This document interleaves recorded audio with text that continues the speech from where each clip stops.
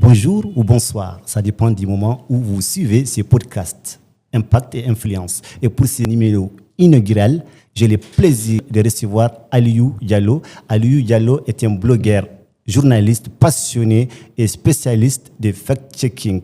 Avec Aliou, nous allons essayer de faire le tour de tous ces sujets qui est vraiment très passionnant, le sujet sur les infox, les intox, comme on le dit dans l'anglicisme, les fake news. Aliou, bonjour.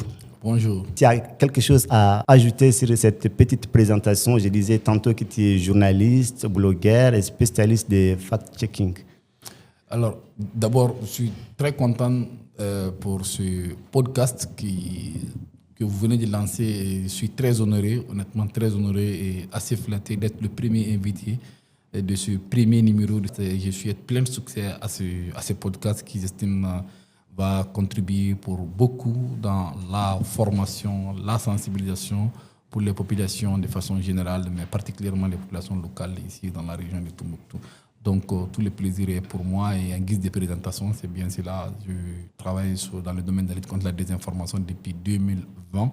Je travaille pour Bembéré où je m'occupe de ce service Bembéré Vérif, qui est la première initiative de lutte contre la désinformation au Mali. L'initiative a vu le jour en 2020 avec la Covid-19. À l'époque, il y avait beaucoup de fausses informations qui circulaient et Bembéré et ses responsables avaient à l'époque décidé de s'attaquer aux infox et aux fausses informations qui circulent sur les réseaux sociaux. Et depuis là jusqu'à aujourd'hui, l'aventure continue.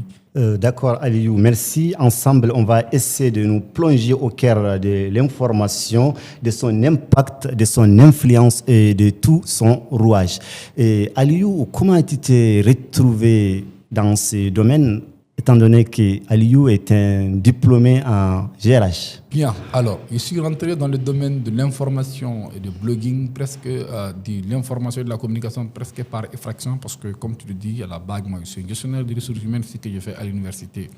Alors, d'abord, tout est parti, je pense, des événements de mars 2012.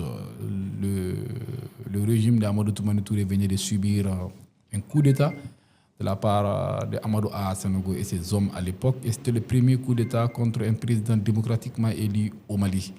Et je m'étais insurgé contre ces putsch militaires et je le faisais savoir à travers les réseaux sociaux, notamment Facebook.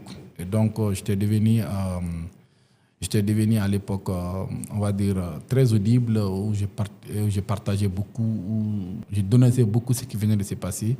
Et cela a quand même contribué à me mettre en réseau avec d'autres personnes aussi qui partageaient à l'époque la même